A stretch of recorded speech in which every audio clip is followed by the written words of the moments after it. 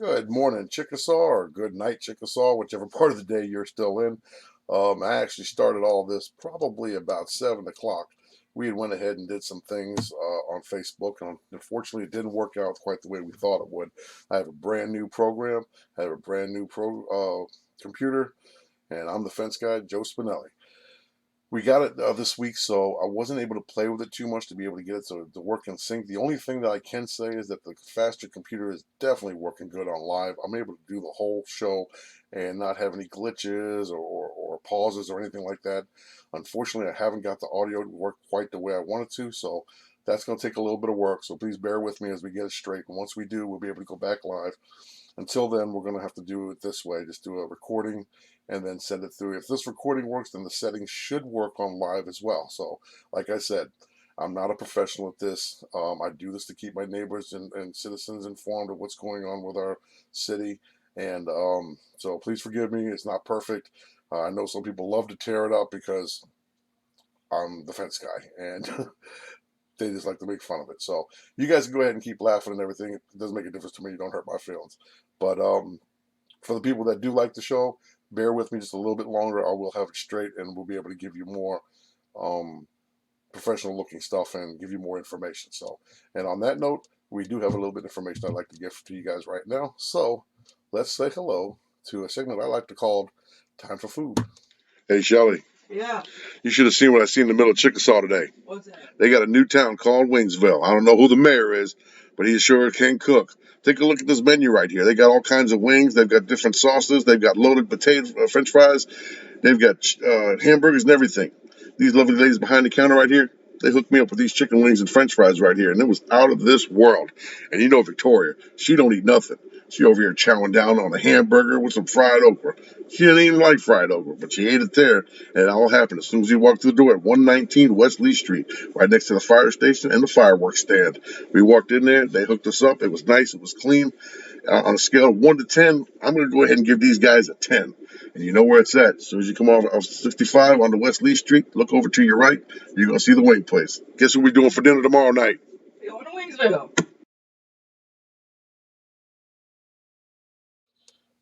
All right, ladies and gentlemen, this is what I like to call shit hits the fan. And this usually means that something's going on in our city that everyone should know about. And I'm going to go ahead and see if I can explain the situation as it comes about. Now, everybody remembers during the election, the councilman and the mayor and all of them that are in seat now were running against a bunch of other people. And they were putting out false accusations. They were making claims that of how the city was getting better under their leadership and all these kind of things. They were cutting ribbons at restaurants, and Adam was doing his council meeting minutes on his phone in his car because, of course, COVID came along and you couldn't do the council meetings after we had the big council meeting. Um, they still are behind closed doors with all that, not involving the citizens. So back then they fought their battles themselves. Well, since they've taken office and they've completely shut the community out, now they have their friends taking care of the fighting for them. Example, one of the police officers' wives is suing one of the people that ran for council over something that didn't happen. That's going to be coming out shortly when all that's all taken care of. I'm the first one that actually went to court over some of the retaliation that the city council and the city's doing towards the people that speak up. It was over a kennel. I have a kennel with 2 dogs. I don't know how that worked out, how they even figured that was right, but I went to court to talk to the judge. Judge seems to be a very, very nice guy. I had to wait to the end because they dismissed. Well, first they gave me a citation that was completely messed up, so they had to reissue me another citation for another court date that I had to take off from work. I went up there, and when I got there, they looked at me and said, "Oh, don't worry about it. Your case has been dismissed before you even got here." So I was like, "Well, I still want to sit there and speak to the judge." So I had a chance to sit in there and listen to the cases of people going before him. And he's a very compassionate man, very sincere man, and some of the things that he passed down, I was happy to see him do, and it seemed like he was actually um, sympathetic with a lot of people that were there. And he sat there and spoke to me and told me to just keep doing what I'm doing. So that's this 2 lawsuits we got going on, two situations where we have to deal with the courts. There is one big one that we have to deal with the courts, involving $5 million. It also involves 2 people that ran for mayor and 2 people that ran for council, and a bunch of people that supported them. A while back, there was a conversation on Facebook about Barry Broadhead, and somebody got offended. Next thing you know, um, everyone's getting these letters that they have to go on Facebook and retract what they say, and if they don't, they're going to be brought to court. And then the next thing you know, we got sheriffs knocking on people's doors. It started off as 5 people. We're now up to 10 people involved in this $5 million lawsuit, and they just had a bunch of subpoenas just came out. And like I said, these are just the friends of the council coming after the citizens. I mean, matter of fact, with the $5 million lawsuit, this lady's mother used to work for this lawyer, and this lawyer is the one that's going after all these people. She used to be a paralegal, so I'm sure she's helping them. And it's just amazing me because we're not the first ones to bring Amber Johnson's name into this. Okay, her mother and another person brought her name up before we did, and a lot of people didn't know who we were talking about whenever we were talking about Barry Broadhead, until they came out with the name and put her name out there. But of course, we still got the blame for that. So we're going to see how that all comes out. I'm sure this it's going to be litigated on, and when it all comes to say, there's going to be countersuits, there's going to be courts, there's going to be trials. It's going to be a big mess, and I'm sure that everybody involved in this is going to do a countersuit. So either everybody's going to have to pay out a lot of money, or Amber's going to have to pay a lot of money, or whoever's financing is going to pay a lot of money. I don't know. So, but somebody's going to be paying a lot of money, and all this is still going on because of the election and because of the council's revenge or their retaliation or coming after people that they don't like or don't agree with them. Something that's nothing new. It's been going on for years here in Chickasaw. So on that note, I think we should go ahead and move on. But it's all adding up to yank them out of office. Yeah, so it's all getting like I said. The thing is that where people didn't have lawyers before, now they're being forced to get one. Yup. And we're going to use these lawyers to take care of not only this situation, but the other situations we got in town. So, but there are some good things happening in Chickasaw, and these are some of the reasons why I'm proud to live here at Chickasaw. Take a look at this. My daughter decided she wanted to get on the show, and she wanted to do this. So let's say hello to Picket Fence.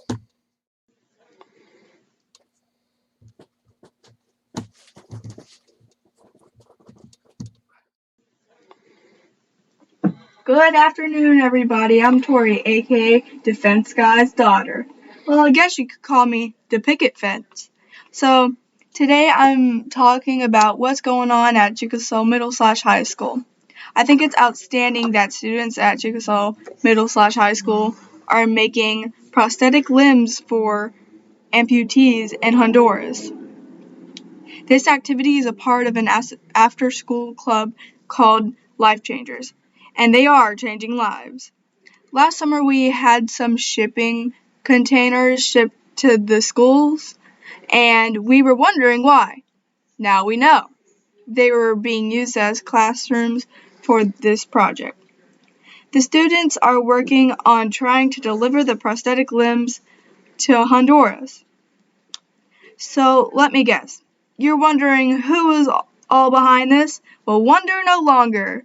Brian Copes is the man behind all of this. So far, they have made 9 legs with just a 3D printer. So let's show these students of Chickasaw Middle/High School some praise. Go Chieftains!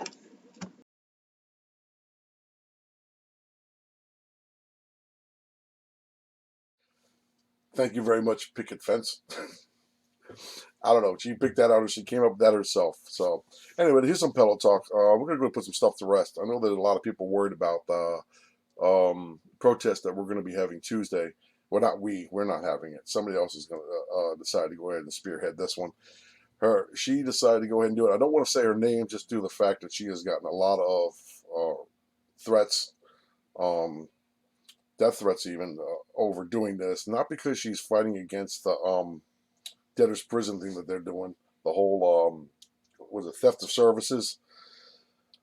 She was going to go ahead and hold a protest for that, and she had some people that were going to come in town and help her with that and help us with this situation too. But once everybody found out what kind of an organization she was with, they decided to go ahead and completely harass this woman, threaten this woman, and everything under the sun. The news has been out here over this more than once. The council still refuses to speak to the citizens, the public, or the news on this ordinance that they passed kind of like in the middle of the night, real quick and fast and under the table.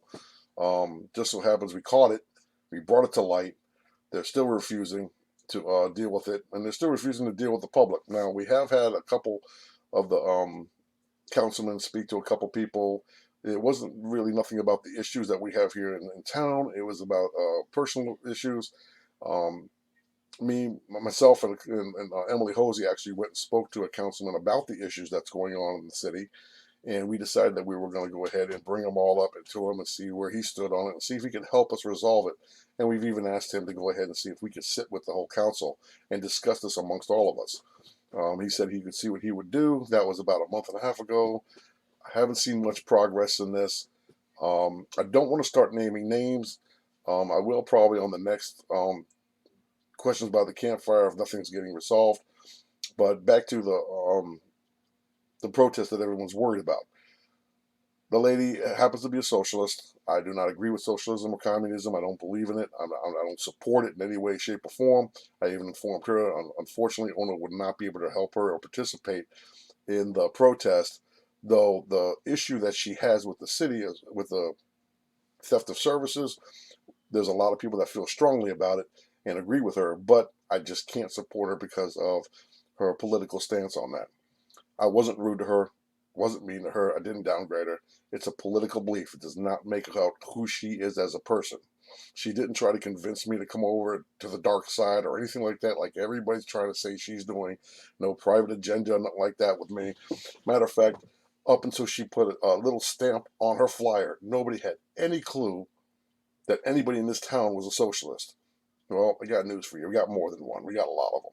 But they're afraid to come out in the open because of what has happened to this lady, just like she has decided to go ahead and cancel the protest because she fears for her life and the things that have happened. So, once again, everyone's getting mad and harassing this woman over this issue and over her being a socialist, but a lot of people that are harassing her won't stand up for what they believe, because everybody agreed with her on the issue that it needs to be taken away, the ordinance needs to be put down, but nobody would actually do it.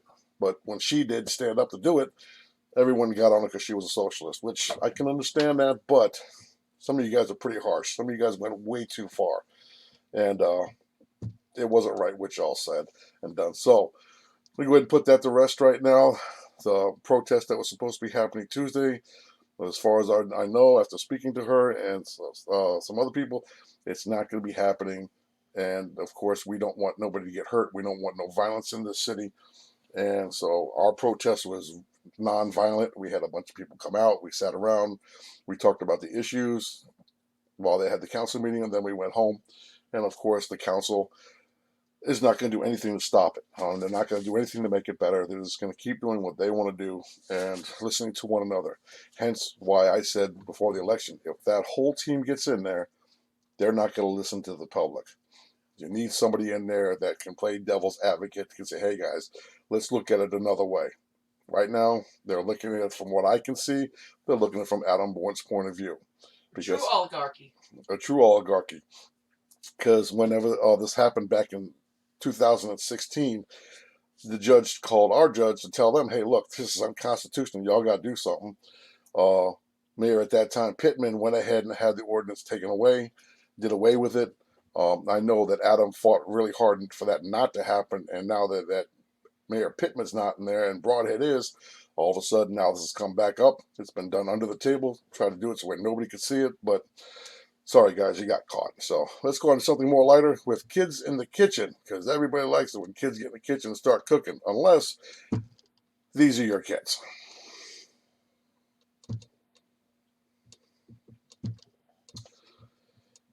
They make a little bit of a mess. Now, we do have some kids that don't do all that, and we're back in the kitchen with little Miss Madeline.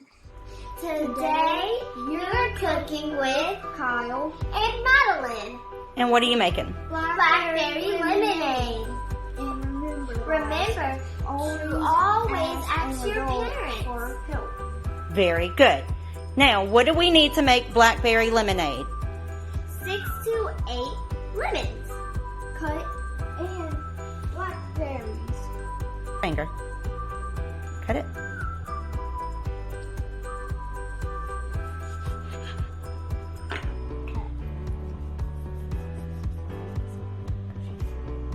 Then you squeeze your lemon on the juicer.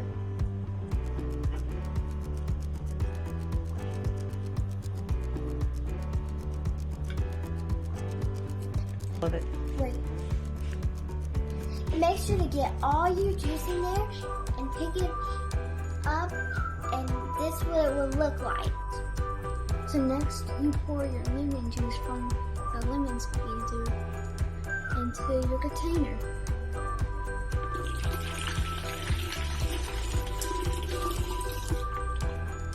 Very good. Very, very good.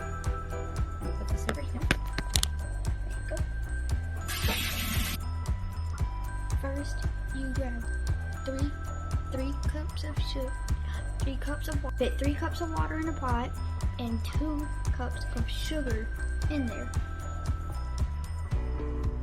and let it dissolve. Pour all of it. Yep. Tell me when. Now. Next, you pour the blackberries in.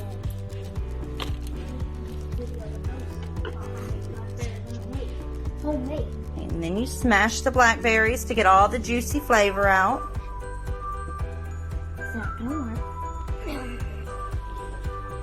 Once you crush all your blackberries, you stir it all up.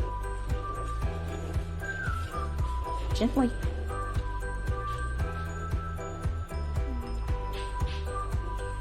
Continue to stir it till the sugar mixes up.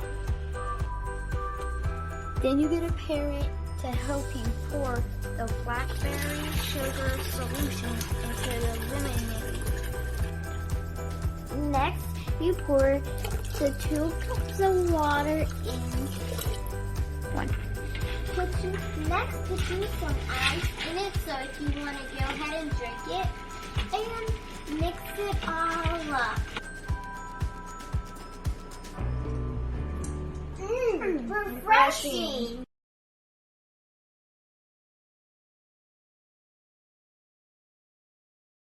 And that's cooking in the kitchen with Madeline again. She brought her older brother in there with her. Last week she made spaghetti and meat sauce, and I was lucky enough to get some of it. It was delicious. Put the two together, you got a great meal. By the way, ladies and gentlemen, if you like, you can go ahead and submit a video of you cooking with one of your kids, or all your kids for all that matter, and send it to me in a PM through Facebook, and I'll be more than happy to go ahead and put it on the next questions by the campfire. It doesn't have to be limited to just cooking either. If you got a project you're doing with them that you want to show off, you're more than welcome to send it to me, and I'll look it over and I'll go ahead and put it out there for everybody to see. You know, it's always good to be proud of your kids, and with the pandemic going on, so many of them are locked up and don't have a chance to get out there. So when they see arts and crafts and cooking done on Campfire, maybe they'll inspire them to go ahead and cook in the kitchen with mom and dad. So, Hey, Joe. yeah. Call it fun in the face of the pandemic. There you go. That could be another good segment we can put out. So, but now we're going to go ahead and move into what I like to call the act of kindness. Now, what this is whenever we find somebody in the city that has actually gone out of their way to do something to help the community, just a simple act of kindness, and we've had that. And this time, last week, it was J.R. Rawls was out with a bag and picking up trash on the side in the alleyway. And I'm happy to say another one got caught. Barry Broadhead was out there along the avenues picking up trash this week, or I think it was last weekend. So again, I want to thank you, Barry Broadhead, and let you guys know that at any point in time, if you want, please reach out to Ono. We'd be more than happy to get a bunch of our members together and come out there and help clean up. As long as we know when it is, and we have plenty of time. I know that Saturday they have another big event that unfortunately I'm working next Saturday, so I'm not going to be able to be there. So if any of our Ono members would like to join up with that, you can probably get a hold of Tony Barnes, and he's with the United Methodist Church, and he does a lot of great work for the community. Definitely an asset to our community, and I'm sure that he can get you in touch with the right people so we can go out there and volunteer alongside the rest of our community. With that being said, anytime you can do something to go out of your way to help our neighbors, I'm sure they appreciate it. Chickasaw has got its faults, but it's also got its good points, and one of the good points is us, the community, the neighbors, and hopefully we can get the divide to go away and go back to unity, because everybody loves everybody when you got neighbors. So on that note, I'd like to go ahead and say God bless Chickasaw and God bless all my neighbors. I'll see you all next time on Questions by the Campfire.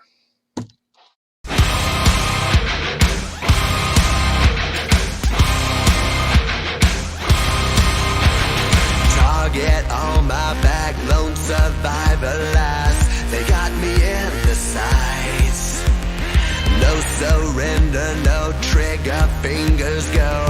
Living the dangerous life. Hey, hey, hey, every day when I wake, I'm trying to get up, they're knocking me down. Chewing me up, spitting me out. Hey, hey, hey, when I need to be saved, you're making me strong, you're making me stand. Shot like a rocket up into the sky. Nothing can stop me tonight. You make me feel invincible.